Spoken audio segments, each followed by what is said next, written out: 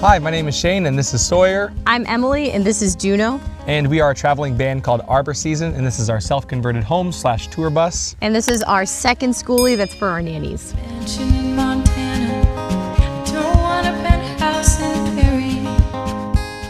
Currently we're parked in Gold Canyon, Arizona, which is some BLM land where a lot of buses and people can park for free. We've been living in our bus now for 3.5 years. It's a 1991 Bluebird and it's 40 feet long. We travel full-time because we're musicians and we play house concerts pretty much full-time all over North America and Canada. And our band name is Arbour Season. We are an indie folk duo. On we go, down the endless road. How can we know what tomorrow holds? We also have a chase car that we take with us to our shows so that we can be parked in one spot and not have to take our buses to every single show. Saves a lot of money on gas that way. Starting on the outside of the bus, we have a few cool features that we're excited to show you. My favorite feature, I would think, is our drop-down table. And so this is where we can do like outdoor meals, and sometimes I set up my laptop out here and book our shows. Cut wood. Cut wood, oh my gosh. We've done that on this table more than anything else, I think. So on the back, we have like a 3-foot deck that we added on a couple years back because we had a generator that we used all the time before we had a really good solar setup, and we wanted a place to mount it so we weren't having to like move it in and out because it was really, really big. But now it has so many other purposes. Like it makes it way easier to get into our back storage and take things out. And I mean, sometimes we just sit on it. Our kids like to run back and forth. I don't know why they're so fascinated by it, but they love it. So this is my favorite part of the bus. It's our roof deck that we access by climbing up this little ladder that's over here. And also on our roof, we got 1,680 watts of solar that power our 1,000 amp hour battery bank in our bus. That's pretty much it for the outside. So let's go inside and check it out. We'll be home wherever we roam.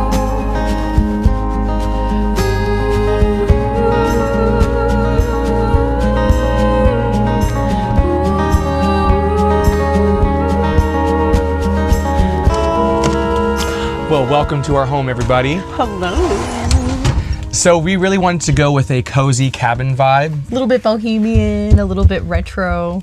We really had no idea what we were doing, and so we had very limited building experience. So this turned out the way that it did because we didn't know what else to do. Like this wood right here, we got at Home Depot. It's like $2.30 or something for an 8-foot board. And so when I found out how cheap and easy it is to work with, I used it everywhere. So you're gonna see that all the way through this whole entire build. I'd say 90% of the building is from that. That was like what inspired the third rebuild because we didn't even know about this wood until then. And then we were like, oh my gosh, we could just redo everything in here without breaking the bank and do it the way we really have always wanted it to be. Yeah. So I would say there's probably approximately 200 square foot of living space. Yeah. The first build was like really, really rough and ready. Like, and First we were set of 3, because this is the third one. we Yeah. were like really trying to get back on the road and we had a deadline. And so it was like, once it was livable and not a dangerous place to be, we were like, okay, we're moving in. But it was ugly. It was ugly. So bad. It was like Not functional. not functional. But so then and then we kind of like upgraded it and added things as we went, but it was still just kind of ugly.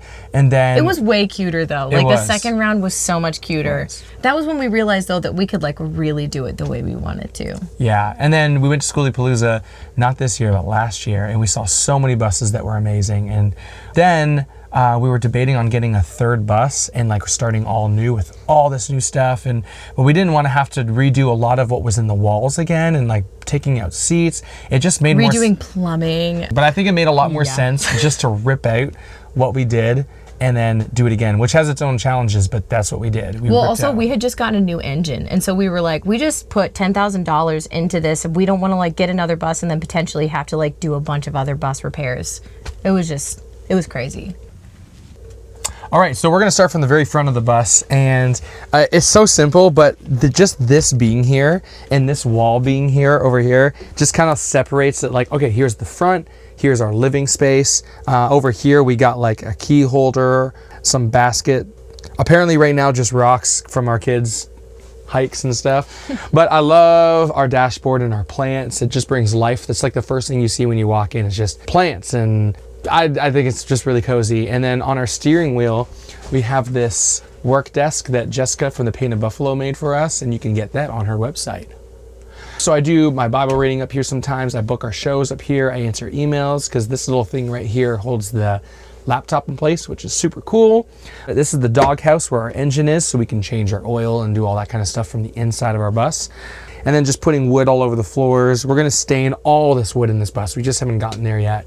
I also think it's really cool that we put our coat hangers over here so we can hang our coats up when we come in from like winter weather or rainy weather. We just hang our coats up there. So moving a little further back, this is our living space, and this is Moses, one of our kitty cats, just lounging. This used to be the only couch that we had, and this is where we keep our water tank. We used to have 48 gallons of fresh water, but we upgraded to 100 gallons, which is why our couch is so big, because it's a really big water tank, and it's on top of the wheel well. But we knew that like when we had just one couch, it was really hard to hang out with people because you're all just sitting next to each other, and it's kind of awkward. You're like, hey, how's life? Oh, it's really great. How about yours? You know, that was one of the first things we wanted to do when we remodeled, was build another couch. So this one over here is mostly storage underneath. We have like these little cabinets down here where we put our shoes.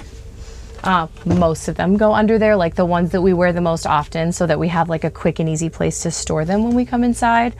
We're actually getting ready to move our litter box under this couch so that it like opens out on that side so that the cat litter stays outside of the living room, because that drives me totally crazy.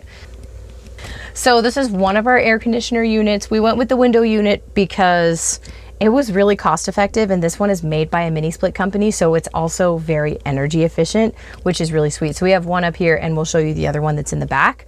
And we also have a diesel heater up front here. So we have to split things up because it's a really big bus. So we have like 2 heaters, 2 air conditioners to try and like temperature control the whole space whenever we need to. And now, just like magic, we're in the kitchen. So we have a really small sink that pushes us to do our dishes all of the time. We cannot leave dirty dishes, except I did today. We were busy, okay? So we got like our drying mat, and then we have like a drying rack here. So we wash them in there and then put them on the drying rack.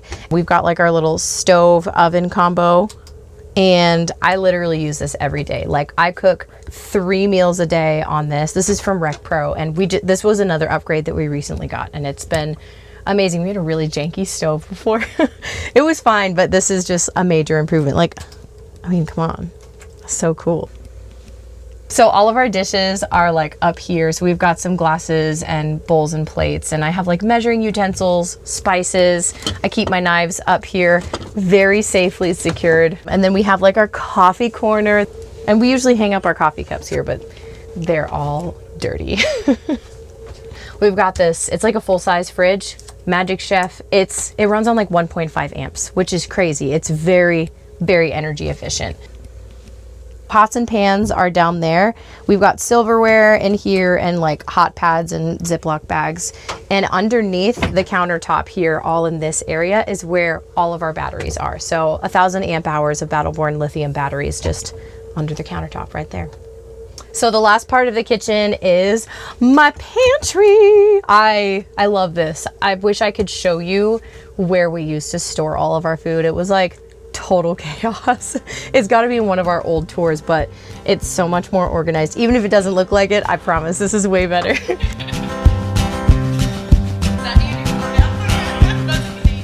Since we're Christians, we just believe in like just a higher purpose in everything that we do.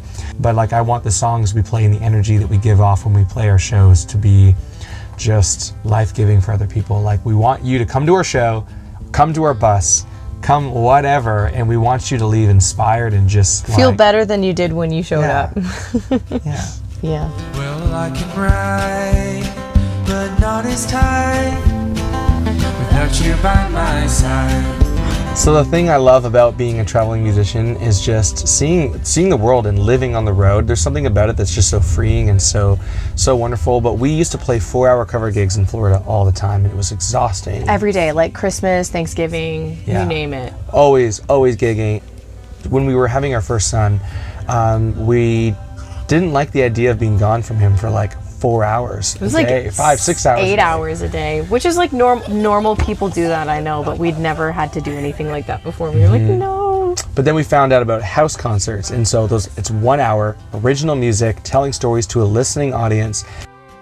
My favorite part is like the people that you meet. You get to really make these like very personal connections with them. Like if you're just playing at bars and restaurants and things, there's not as much of that opportunity to meet so many people. We have so many stories that we're excited to share with you all, especially the one about how we even ended up here playing at this house.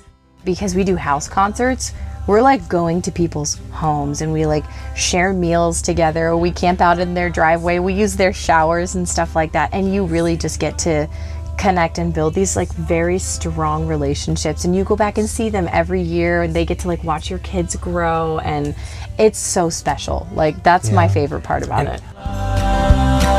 but not enough. Got you by my side.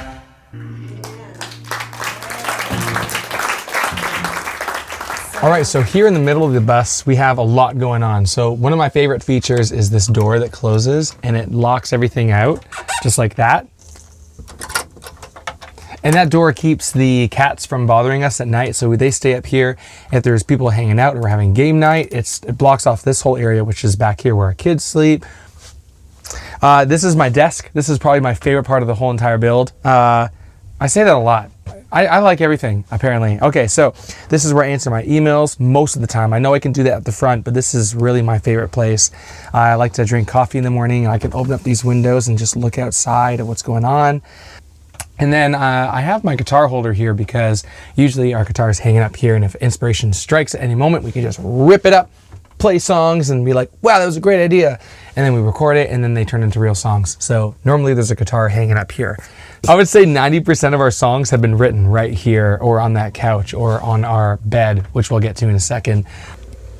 And this right here behind this the door is where our solar compartment is. So this is where all of our like MPPT controllers, our inverters, our water pump, our tankless water heater. And this is our washroom or bathroom if you're American. Right in here, we also went with the whole woodsy kind of vibe. I mean, it's on the ceilings, it's on the walls, it's everywhere. So we went with a Nature's Head composting toilet, the basic one that everybody uses. It's been super easy, super great. 3.5 years we've been using it.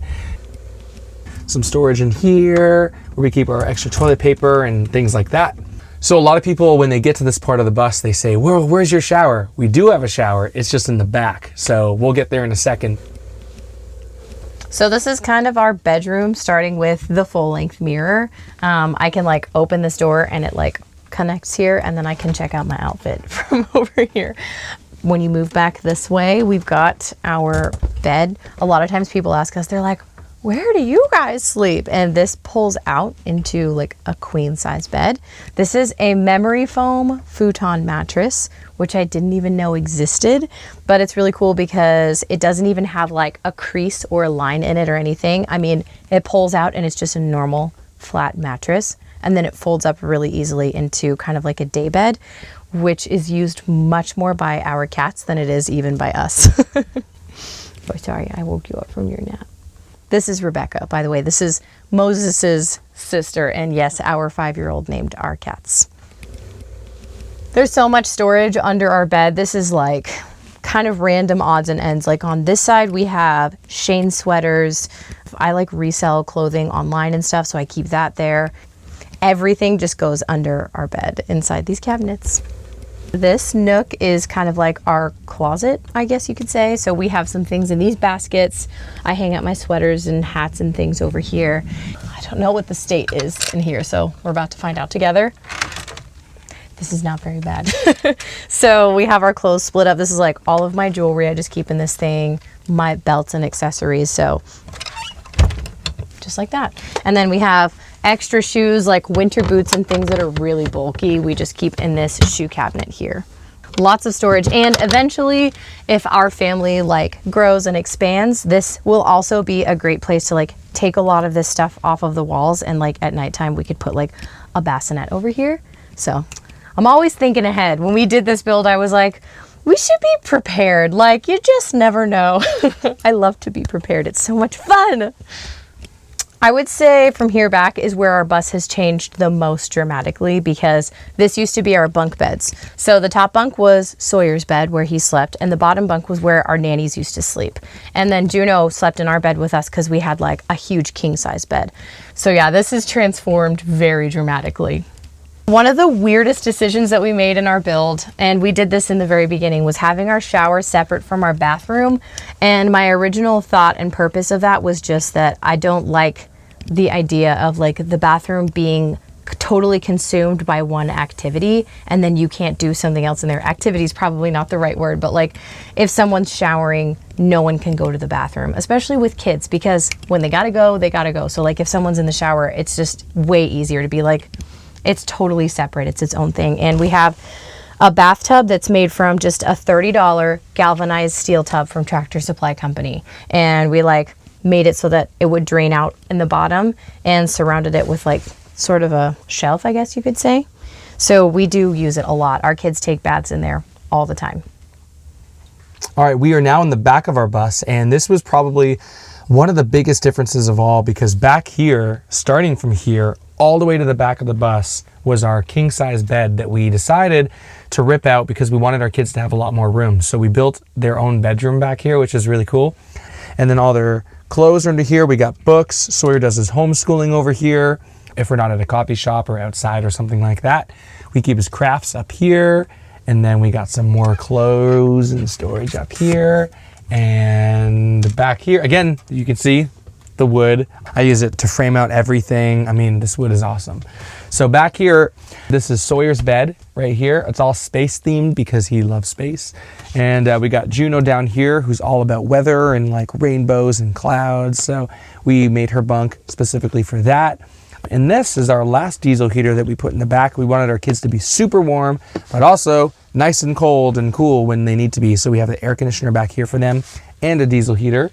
And back here is super fun because it is our garage. I've always wanted a garage. This is one of the top 3 reasons we actually remodeled the whole bus. So I wanted to be able to store a bunch of stuff in here without having to climb underneath our bed and grab some stuff, which is what it used to be. We got hooks all over. We got shelves over here that hold a lot of our stuff. And then I even keep my guitar in here. Our e-bike is in here. We wanted our kids to feel like they had their own space for 2 reasons in the back of the bus. One, we felt it was way more safe. So if anything was to happen, we would be in the middle. Like if they woke up in the middle of the night, the only place they could go is through our bed. So we were able to kind of monitor them. With us having our big bed in the back, it just took up all that space. We only used it when we slept. That kind of felt like a huge waste of space. And so we knew that if we wanted to hang out with our friends in there, or the kids just wanted to come hang out with their friends inside of our bus, you know, having their own space, which is theirs, we wanted them to feel like this is their bus too. I saw you today when I wasn't looking. One of the questions we get a lot is like, how do your kids like it on the road? We were on the road for about 3 to 4 years before our kids were even born. So they were born in this lifestyle. So this is all they know. This is all we know. Even as a married couple, we've never lived in a house together. We've always lived on the road. We've only had kids on the road.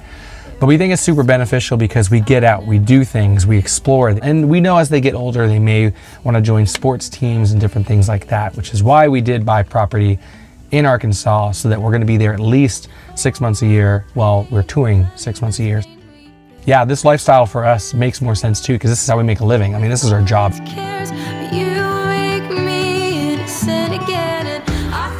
We've been on the road for 8 years full time. So we lived in an RV for 4 years and then a converted school bus for 4. We were living in the RV and we had been in California and had like all these repairs that needed to be made on the RV. We got stuck at my sister's house during COVID, and we're sitting there and we're like, we still have to spend like several thousand more dollars to get this RV like back on the road. So do we want to take money to do that, or do we want to invest it in something else? And we were talking about like getting another RV, and then Shane was talking about the Skoolie thing. He was like, I just think they're so cool. And we'd like low-key argued about it for a couple of years, because I was like, we've never used a hammer before. Like, we could never build a Skoolie. How would we do that? How would we do the electric, the plumbing, all of that stuff? And he was like, I could figure it out. And we were stuck in one place. We had nothing else to do, and we were just like, man, if there was ever going to be a time to do this crazy dream, like, it would be right now. So we just decided to wing it. Just go for it. We wung it. We wung it.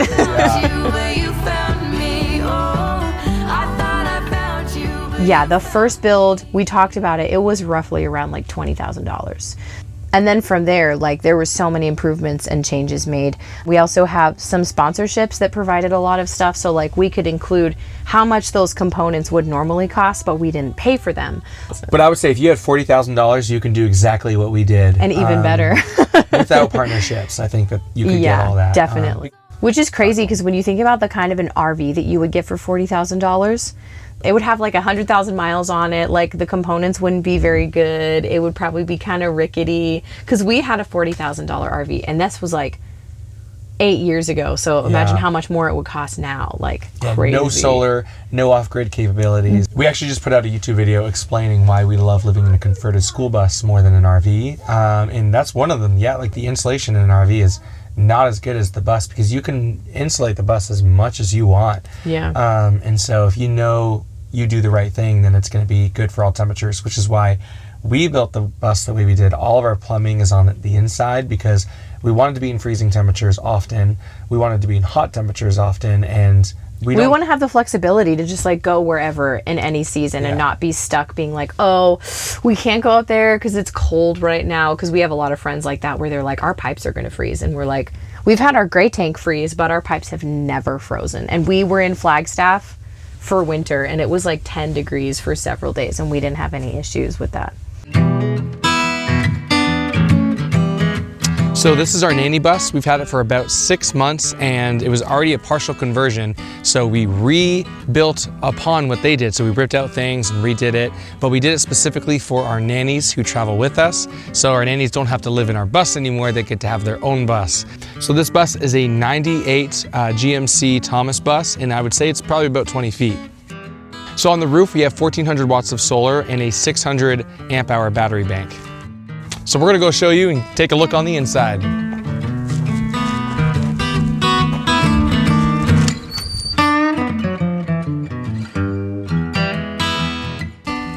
Hey everybody, welcome to the nanny bus.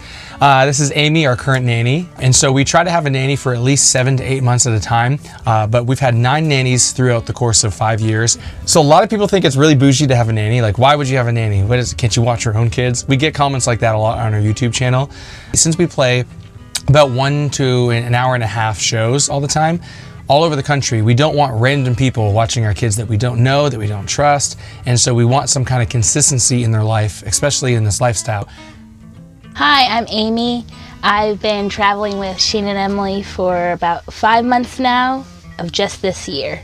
I really enjoy having my own space. I don't have to wake up as early as the kids. I can take my time.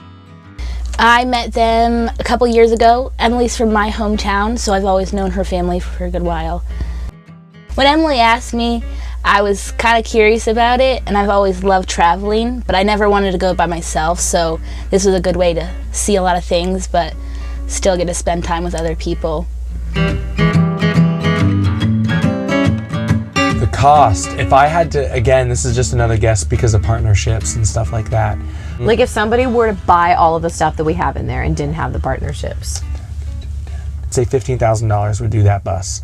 Now we're going to throw another 10 for the solar, 10 to 15 for the solar, and that's what you get. yeah, 25 to 30. Yep. Yeah, I would say so. That's pretty a good estimate. But the building part itself is the cheapest part. Like, it's really, in a bus build, it's the solar that's the most pricey. It's always the components. It's not the structures. But it's worth it. Yeah. I mean, you want the best, because you'll figure out really quickly that you don't want. You don't want to like save money on like your batteries, because we did that, and we had like 2 AGM batteries or lead acid or whatever when we first built the bus, and they like melted and caught on fire, and that was like a whole thing. So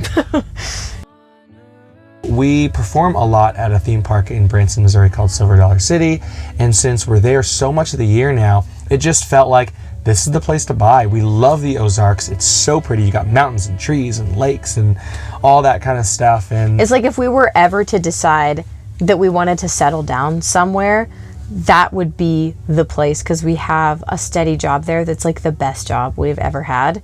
So then to already have something in place that's there, that's our own, that at any point we can be like, we just need to go take a break from traveling, or we just want to take a break in general, like it's right there. It's so pretty. It's so pretty, and it's so inexpensive. Like, yeah, I don't know, you just get way more bang for your buck in Arkansas. So, and so we're gonna put like little camping spots around, and hopefully Airbnb, rent, host events.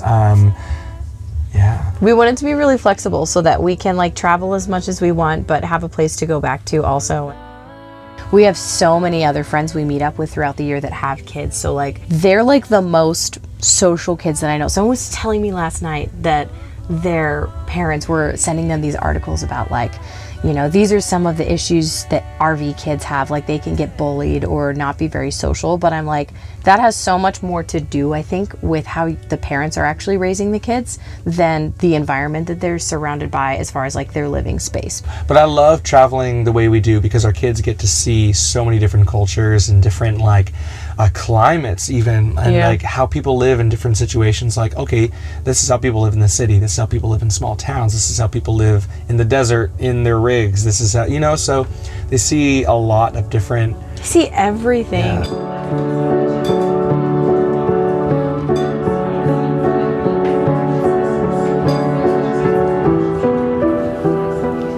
Thank you for watching our video and for stopping by Tiny House Expedition. I'm Alexis. And I'm Christian. Don't forget to like, comment, and subscribe.